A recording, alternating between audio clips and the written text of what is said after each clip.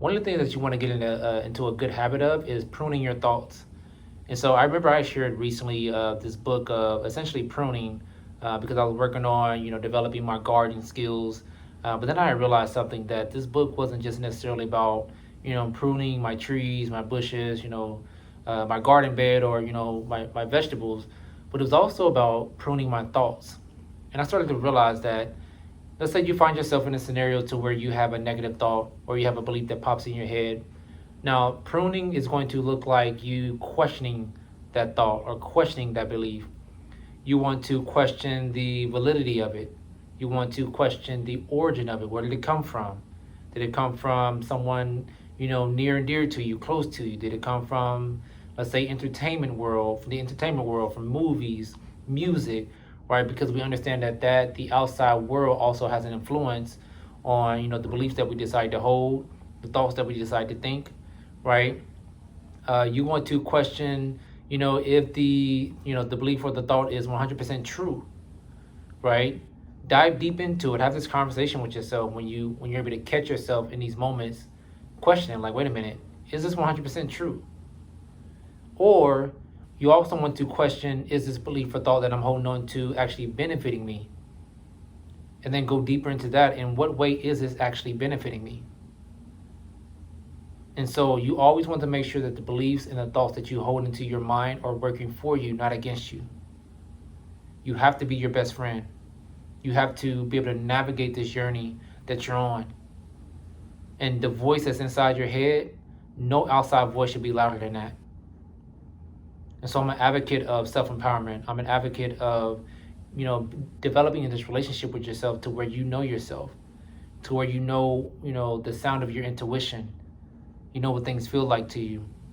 So that way it allows you to make the best decision for you, because every path that we're on, each of us, we're on a separate path. It's completely different from the next person.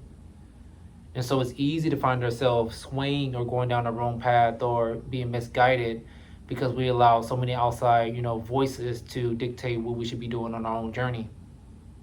And so I'm a big advocate of listen to yourself first, develop that relationship with yourself first, your inner guidance, your inner voice. Some people call that God, some people call that universe, whichever you believe. But you want to develop that relationship with that first. Because if not, then you're going to allow yourself to be easily swayed by outside noises. And that's one of the easiest ways to find yourself going down a path that is out of alignment for yourself, right? And so question these beliefs, challenge them. And then also ask yourself, is there a better belief or a thought that, would benefit me? And so you don't do this from in a negative way, but you do this from a curious standpoint. You want to be curious about your nature. You want to be curious about, the things that you do, some of the thoughts that you hold, some of the beliefs that you hold. Are you holding on to biasness? You want to genuinely dissect yourself. You don't do it in a way in which I often mention, to where you tear yourself down, but just be curious enough to know, okay, is there something better, a better belief, a better thought that's going to work for me in the long run? And if it helps, I do recommend you keep something like this. I keep this with me. Keep several of these with me. And if something comes to mind, or you find yourself in the midst of a conversation, you're able to pause, jot it down, and that way you can review it later on. You want to have that review process with yourself to where you're able to say, okay, let me sit with that. Or someone, does something or say something that is triggering to you, jot that down. Let me review that.